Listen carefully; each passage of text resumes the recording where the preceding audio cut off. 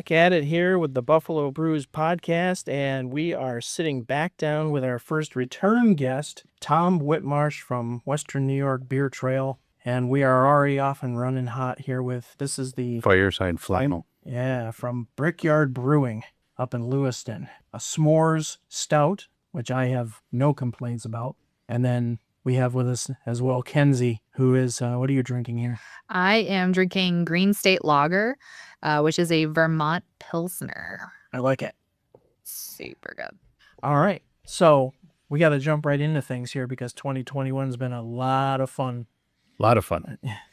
A lot better than the disaster that was 2020. Still a little bit of trouble at the beginning, but much better. Much better than 2020. And then we get to sit here face to face. We're in the Mott Fortress located in the 14225 as opposed to talking on Zoom. You know, I had enough of Zoom interviews to last me a lifetime there for a while. Oh, yeah. So with 2021, now this is Black Friday, the day after Thanksgiving. We're all still full. Can we agree on that? Sure. Still full. Yeah. So what we're going to do then is talk about the success of 2021. How did things progress throughout the year for you? So, yeah, much better than 2020, obviously. Still trouble, though, because just as we printed the 2021 pass, we had our second shutdown last year. But we went ahead and we launched on, 1 year ago tomorrow. We did a live event out at Dublin Farms, and still people were pretty positive, and overall the year went very well, much beyond what I thought we were going to accomplish right from the get-go with any of this. And just had a fantastic year, and the growth has been great. The name recognition, getting out there, getting new breweries approaching us, which really helped fill out the 2022 pass for us. Much better year. So very happy with how it's going. The excitement for the 22 pass is it's really taken off. The feedback that I've heard from people who have already gotten a hold of it, and we're going to talk about that in a little bit. But with 2021, I think we talked about early on that really the only place we kind of lost along the way because of COVID was in the mix, which they were supposed to take over the spot that was formerly Black Button,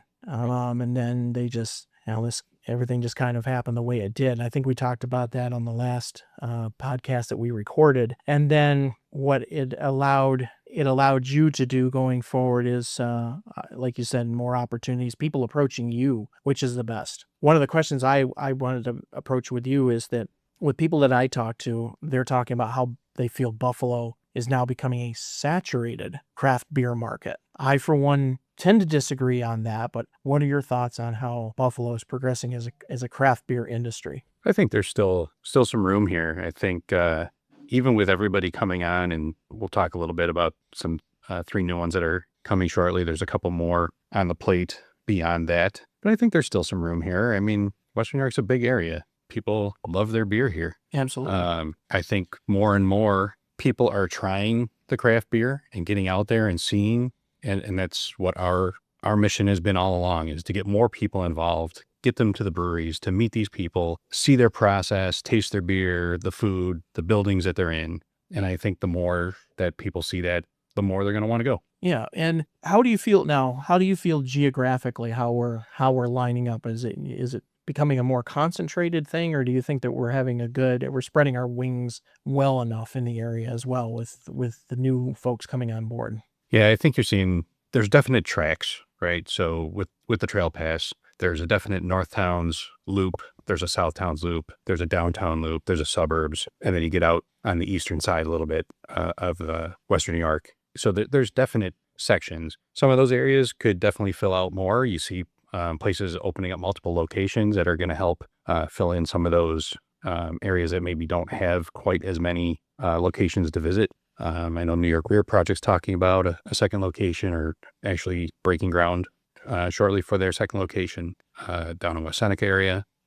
You got Steelbound with plans. And Big Ditch is looking for some additional room. I know Thin Man has got that little place out on Transit that they're working on currently.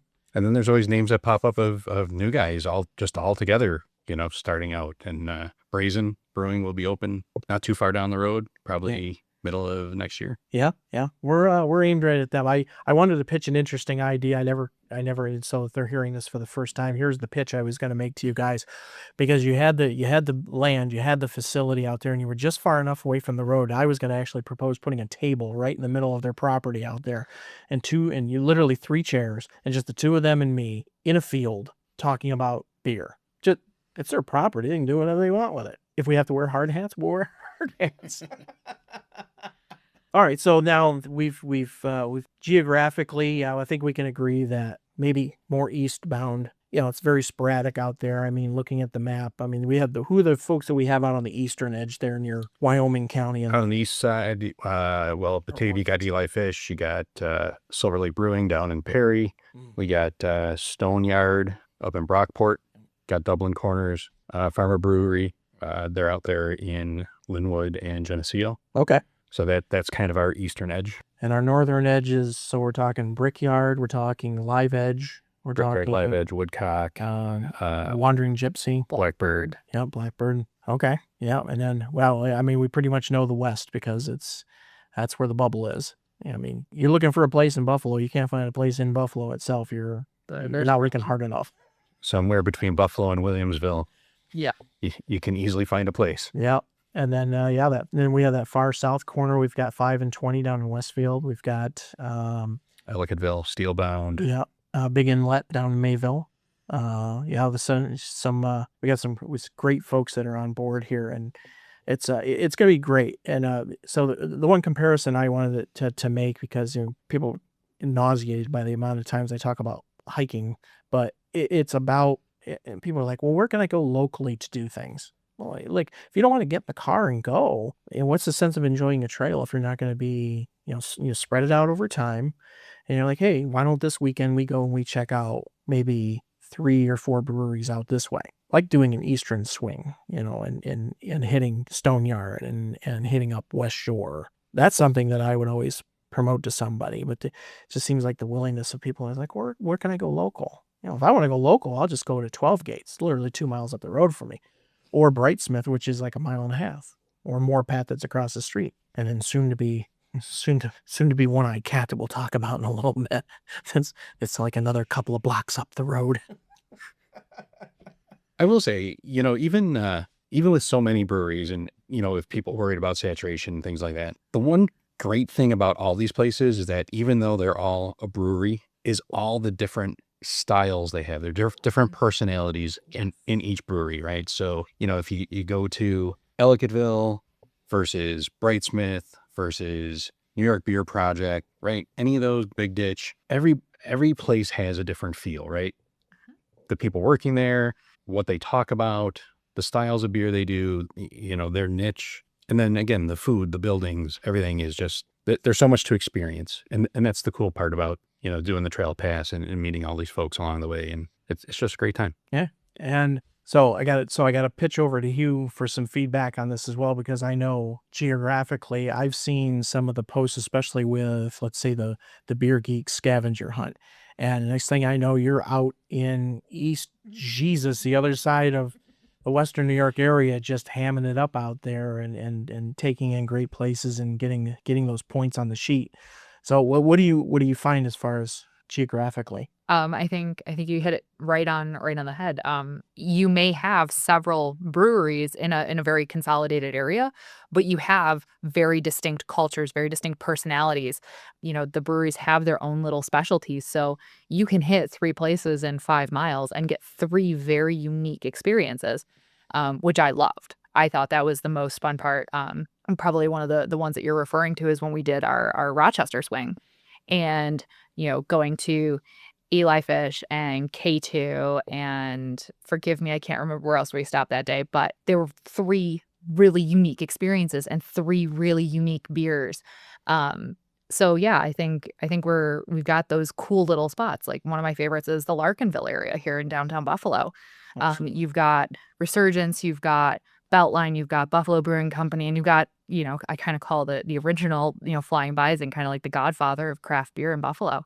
Those are 4 places in a 4-minute drive, and OFW too, right in that little hub. And you've got 4 really cool venues, 4 really cool scenes. and you could do them all in one night and have a really great time without a whole lot of driving. And I said, I don't think you're getting that saturation because all of those places are such individual gems.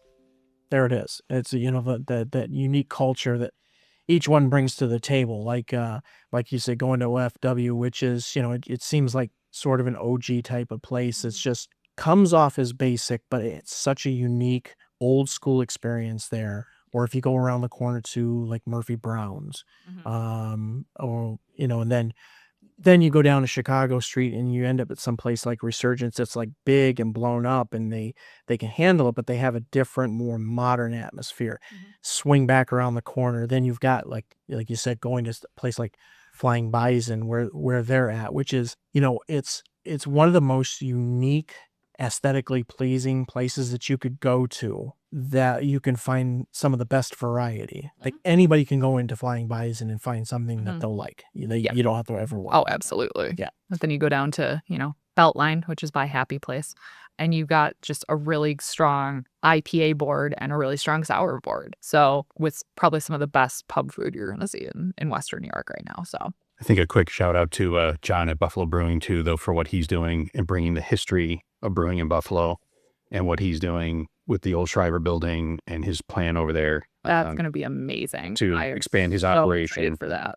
Have the Buffalo Brewseum. That is going to be incredible. So and shout out to what he's doing. The photos that have come out of there so far have been just amazing. You're looking at this like, what are they going to do with this old, quote unquote, dingy building? Oh, you wait, because it's going to be amazing. It's all about vision, and you know, people like him, they have nothing but vision. Something I'm going to grab off of the table here. I tend to read. Yes, folks, that you're listening, I do read once in a while. So I picked this up recently at Barnes & Noble. So it's entitled Buffalo Beer. It's the history of brewing in the Nickel City from author Michael F. Rizzo and Ethan Cox. So I haven't cracked the cover on this. Yes, I do read. No, I haven't started reading it yet. Jay got a little bit of, you know, he's a little bit busy at the moment here. But for a guy who failed history so many times in high school, all of a sudden now I'm 48 years old, and I'm like, I'm sorry, I wanted to learn more. So now, why not? We'll start with the beer scene in Buffalo and how everything got going. One of the takeoffs that's going on, and I actually have to kind of point to your shirt with the little throwback and the retro, old timey, little steampunk, little right, is, you know, now what's becoming more vibrant in Buffalo now is this kind of emergence of the Prohibition-era. Yeah, I can talk today. Kind of the speakeasy feel of some of these the breweries that they're bringing that feel out now. You've got, so instead of talking more brewery, talking about places, let's say, that serve beer, let's say like a Beer Keep or Prohibition 2020 or, you know, so that's another totally different emergence that's happened. I know it's not related to the beer trail, but what are your thoughts on these places and they're finding their niche now in the city? Oh, I love that. I think, well, I'm a history buff myself, so anything that pays homage to, you know, what came before and playing up that point in time in Buffalo with Prohibition is just fantastic. I'll eat that up. And kind of an offshoot of that, Hartman's Distilling, you know, just Earl Rail. Yeah, just started their speakeasy. So the pictures out of there, I haven't been there yet either, but the pictures out of there look amazing too. And they've got an amazing product there too. Yeah, they're definitely doing it right down there. Yeah. You know, they've taken their time. They didn't hurry it. And then they have their club down there as well, where was it $100 that you buy in? Yeah, the Bondsman. The Bondsman Club. There we go. And you get that stainless steel membership card. That's sexy. Fancy.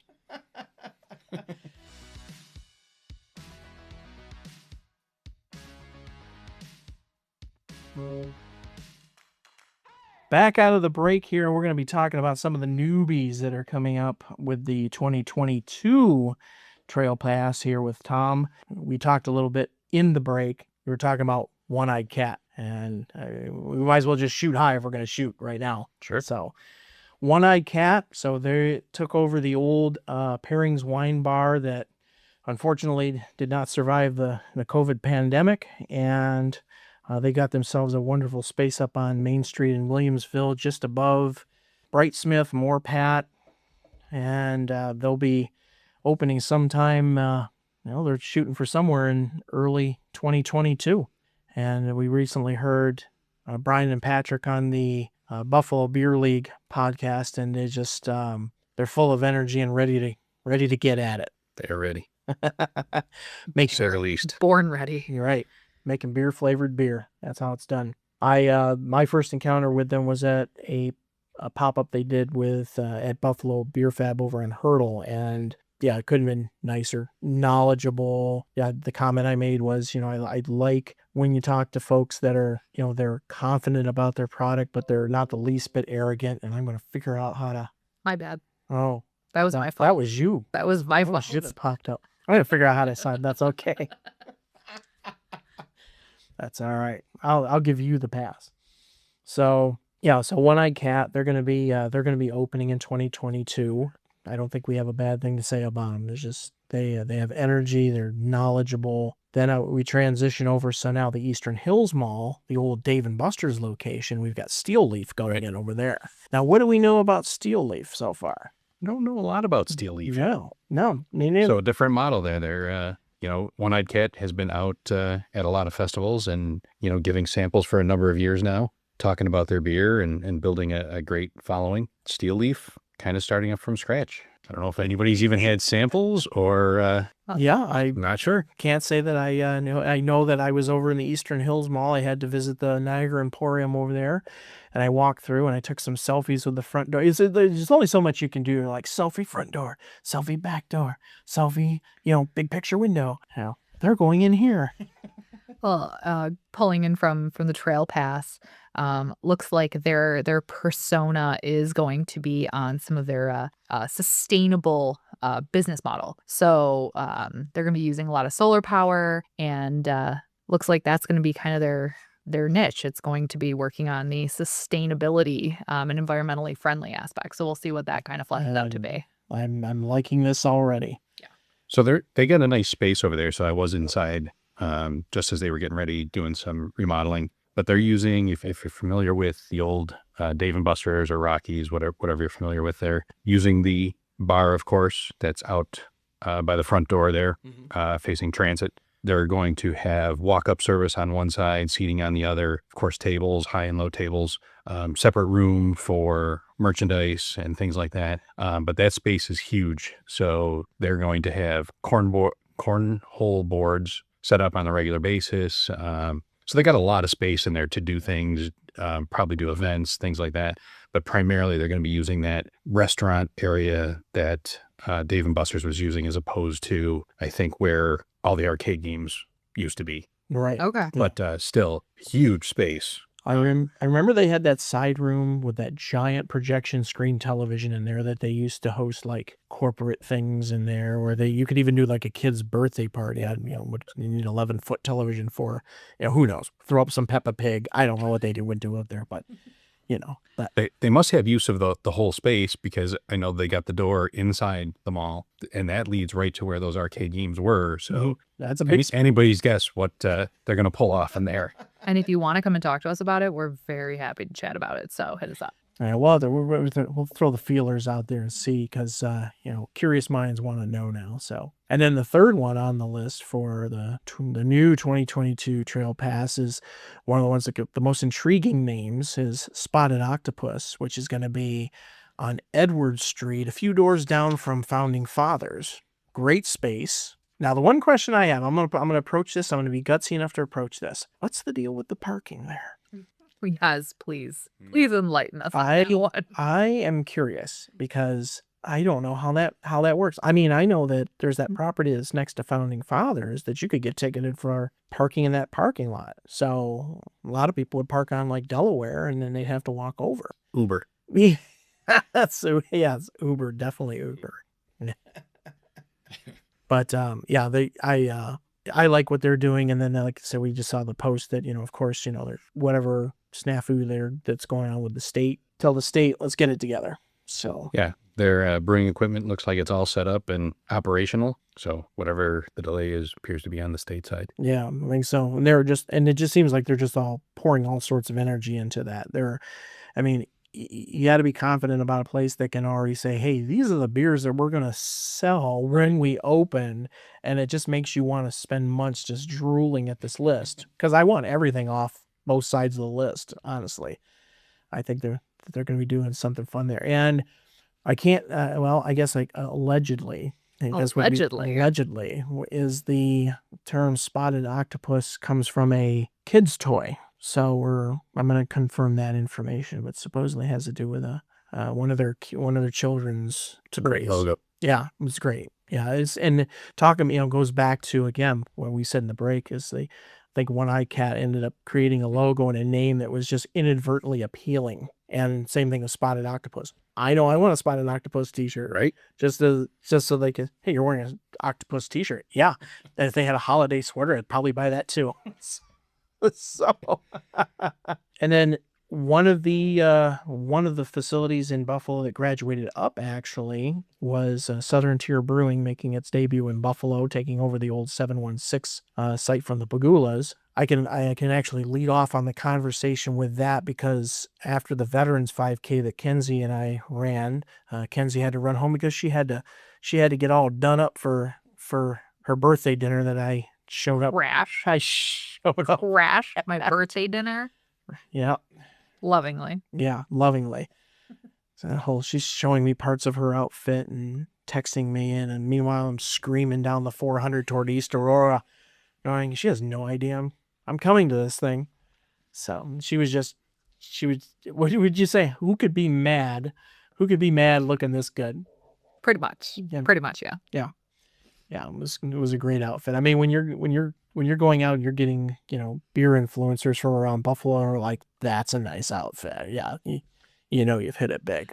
Or like my mother said, you took all the tulle out of your wedding dress, but yet for a night on the town, you buy a separate petticoat to wear. That's a problem. Like, no, Mom, it's just me. It's just you.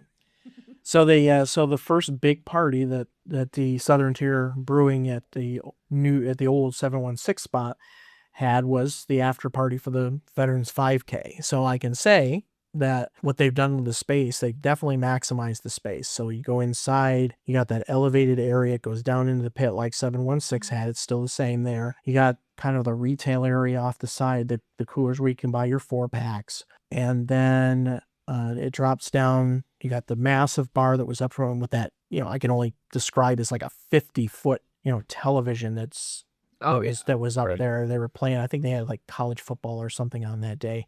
And then the food, in my opinion, was far better than 716 ever had. I only went there one time, but it was a simple, like a breakfast taco kind of thing that they did. It was good.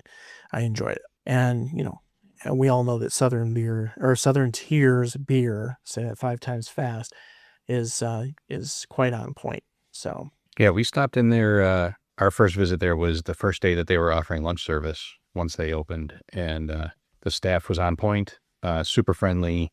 The beers were great. The food was great. We were checking out, people next to us at the bar, the food that they had, that looked amazing. I've heard good feedback from people who've been down there. We were super fortunate, again, unfortunately in the mix, with what happened to them with the pandemic. And I reached out to Southern Tier when they announced plans to open, and they jumped right in. So when we did our second run of passes for 21, it was a good fit where we were able to swap out in the mix for Southern Tier, and then they honored the original passes as well. And they're back in for 22. So that's fantastic. Glad to have them. It's a great location, and looking forward to going back down there. Their growth is unmatched. You've got their location in Jamestown. You've got the remote locations. Would they have one in Ohio? Is that where they ended up? I think they have laptop in front of me. They're in Pennsylvania, Pittsburgh. Yeah. Mm-hmm. So yeah, something to that effect here. Now I have to look it up, because probably should have researched that earlier, but I think they're a bit bigger than anybody really realizes. Yeah. They definitely have a reach. Yeah, they definitely have a reach. And it's funny because my aunt, when I was at Thanksgiving dinner, said, hey, have you ever been to the Lakewood facility? I'd never been there. And they've got this huge distilling process down there that's supposedly amazing. And then I've talked to them, and they're like, hey, come down, we'll give you a tour of the place. It's fine. So why haven't we scheduled that yet? It's Jamestown? No, not gone Jamestown. It's just, you gotta get down there. And then if I gotta go there, then we're gonna have to go to Eli or Big Inlet. And then if we go to Big Inlet, we're gonna have to go to 5 and 20. And what's the problem? It's just, It's a slippery slope. I grew up down there, so it's like old hat. Like, watch this, Mom, no eyes. We're driving everywhere. All right, let's here. Enough of my gabbing for a second here as I look at these locations. Look at that. It says the Pumpkin Rule-On right there, right off the bat.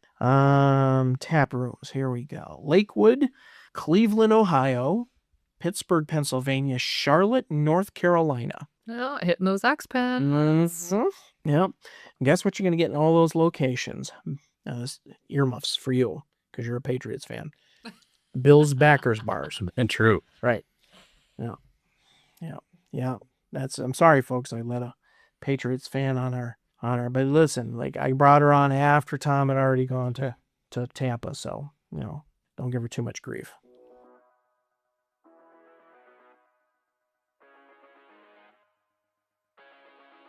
So then, okay, it's going to take us to the pet. So real quick on Southern Tier, if anybody is listening to this that has any pull at the Lakewood location for Southern Tier, it's the number one question as soon as everybody sees STBC Buffalo. Is it good at Lakewood?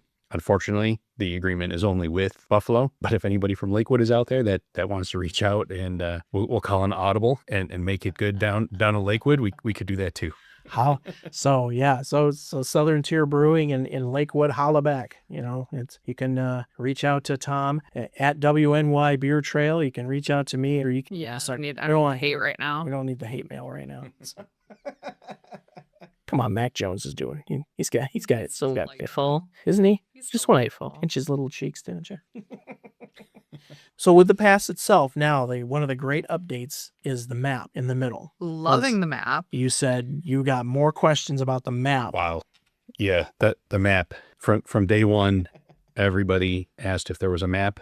So that was something we definitely had to work on for this year, which you wouldn't believe how hard it is to find a usable map of Western New York to put that together in the middle of the pass. But I finally found one and came up with the idea of doing a little bit of a checklist there. And the spots on the map are a little bunched up, especially in the city and the suburbs. But I think... But that's perfect. It goes to what you talked about with the clusters and Right. the neighborhoods and things like that. Like that makes it super user-friendly. Absolutely. If you want to hit a couple spots in one geographic area, you literally have a checklist and you know where to go in the book for it. Yeah, So and it gives you a good visual kudos to you for that. where everybody is located. So if you're heading to a particular location, Google further where everything is. But over the past year, I've seen a lot of different things where people are making their own checklist. I saw somebody take the table of contents and write out all the addresses for every location right over the top of their line on the table of contents. So Okay. hopefully, this form helps a little bit. Plug it into the GPS and go, right? Super cool.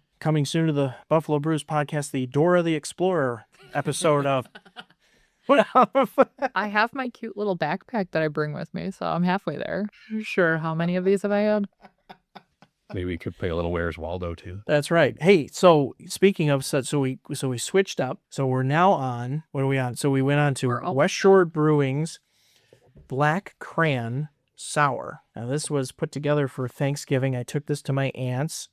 She's not a beer fan, but she tasted it anyway and made a face. It's okay. It's not for everybody. I, for one, thought that this was a home run. Really fun as a kind of a pregame to Thanksgiving dinner. I drank 2 of them beforehand and quite enjoyed them. No, I'm a big fan of this. I love cranberry anyway, and this stays really true to the cran flavor. You're not getting a whole lot of sweetness. You're not getting a whole lot of artificial. Like this is just really authentic cranberry. You're not getting, the Jell-O mold vibe to this. Like this is actual cranberry. So props to Josh and company. Like you guys had a home run for a cranberry beer. For the rookies out there, when you buy a sour in a can and you know that it's made with the pure product, you always want to make sure you tip that upside down like a snow globe. Let that hang out for about 60 seconds because everything's going to mix up in there. Otherwise, you're going to you're going to get the top of that can in your 12-ounce glass, and then that last 4 ounces is going to be really heavy fruit on the bottom. So this is a perfect blend here: blackberry, cranberry, and yum. Yeah, a little bit of citrus, which you're gonna find in most cranberry like recipes. And I love the 4%. You've hit a lot of flavor and still very crushable, as we would say. Right. Yeah. Yeah. Easy drinking. It's got some nice bite to it for the sour. Oh yeah. But not too. But you're not gonna feel like you drank a meal. Exactly. And I think that blackberry balances out the cranberry just a little bit, just enough. Yeah, definitely Nice good. balance. So one last feature that is new in the past this year is the digital feature that I know for myself, I'm going to be excited to tinker with, because I like, so you take the New York craft beer app. Who else let's say someplace like Untapped or something like that. But this gives you an opportunity on specifically this pass to be able to check in, put your own pictures, notes, comments in, and I'm definitely looking forward to checking this out this year to see how deep you can dive into it. Yeah, so I did a post earlier in the summer wondering, what people thought about the paper version versus the a digital version of the pass, having an app, so to speak. And believe it or not, through all the votes, it came back deadlocked 50-50. Of course. So market research. It was good to hear the feedback, though, right? That there's definitely a strain out there of people that want to have the digital option, and then there's a lot of people still that love the paper version. They love going in and opening up their book, collecting the stamps from the different bars. People start conversation starters, and that was the biggest feedback, is that they love the conversations that it starts when they're out, and people are like, "What's that? What are you doing?" Which is, again, part and parcel with what we're trying to accomplish anyway, right? Yeah. Building community and over beer. So this was kind of a halfway point. I've talked to a company about, putting together a digital version. We'll see where that goes, but this was kind of a halfway point for us. So simple QR code. When you're at a location, scan that QR code. It just takes you to a simple Google form. You can use a drop-down menu to pick out what location you're at. You can upload a picture, and then we'll keep track of that as well. And at the end of the year, anybody who completes all 42 stops, we're going to put together a nice prize, nice reward for like that. for being Oh, fun. I like a challenge. Hashtag goals. Yes. 2022 goals. Yep, I like that. And then it's, watch for your photos to be used on social media. Drink local, support local, and cheers. It's definitely great to see a lot of the pictures that pop up. I like when you share some on your storyline on Instagram, where somebody's just out and they get a great photo with them. And then that even jumps over to your monthly contest that your monthly drawings that you do. Is that going to continue in 2022? Yep, we're going to continue doing that. That's one of the more challenging things, is that being able to capture everybody's social media posts and be able to see it, and whether or not you have a public account, a private account. It's really hard to make sure that you catch every single person that's posting. So I'm hoping that this provides another solution to that. With them uploading a photo, we also included a question, yes or no, if we can reuse that photo on our social media. We'd love to shout it out, show everybody, out having fun and experiencing these places. So putting that in there just to get permission to reuse the photo, because, not everybody's photos are shareable out there. So, right. But yeah, and then just a fun way to keep track of, who's going where and who's getting close to completing, and being able to shout them out too, and maybe provide some encouragement. I put this out on our Instagram at Buffalo Brews earlier today, and I asked about questions. Now, one question that I did get back, I was a little late coming into the game to try to get feedback for a 6 p.m. Podcast, but the one question that did come up is, what is something you're excited to change in the future for the Western New York Beer Trail? That's from Radiohead. What does that say there? I need bifocals. It's been determined. Head Radio 29. That's who that's from. Something to change. Head Radio 29 is my son. I just found out.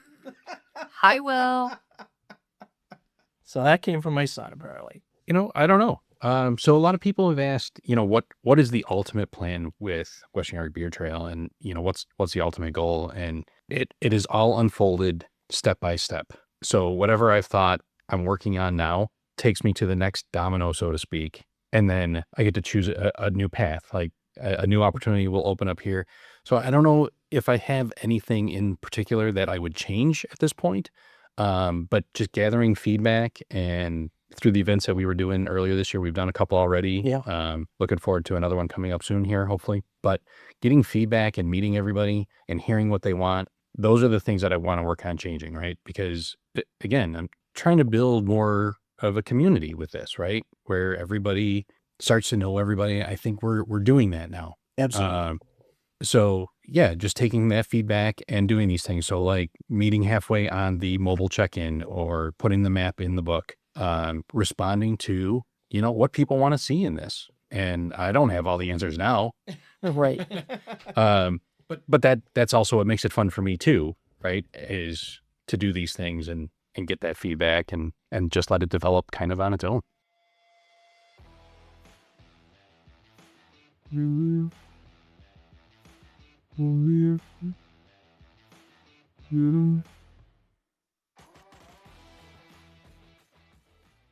This has been fun, guys. Yeah, Fun. super awesome, guys. Great. Looking forward to the 2022 beer trail and some of the new spots. They said shout out to one of my other favorites, Clarksburg Cidery out in Lancaster. You guys have a great spot, some great food. Super awesome to see you guys on the trail this year, and looking forward to seeing all the cool seasonal stuff you guys have coming out too. And then CBW and Brickyard too. Yeah. That we didn't mention earlier. So community, we've been trying to get them right from the get-go, but COVID, that massive remodel that they did at their tap room. Green couches. But they're in this year. So super pumped to have them in. Brickyard, with all their releases lately.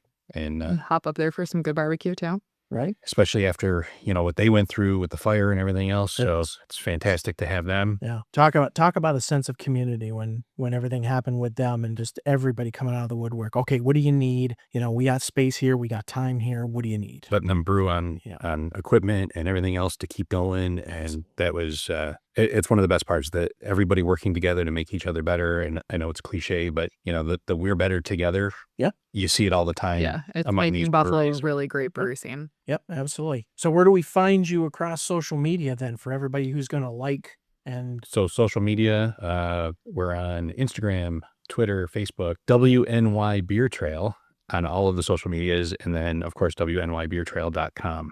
And that's where you can order passes and glasses and combo packs and shirts and hats. And, we're always looking to add things, and got some fun new collaborations coming up with some woodworkers out there, and who knows what'll show up on the site. And then our Instagram, I'm going to post a picture of this Smexy shirt, because if you don't have this in your wardrobe, there, then you're the loser in the group, because that's pretty awesome. So all right, thanks to both of you. Thank you. Thanks. Yeah.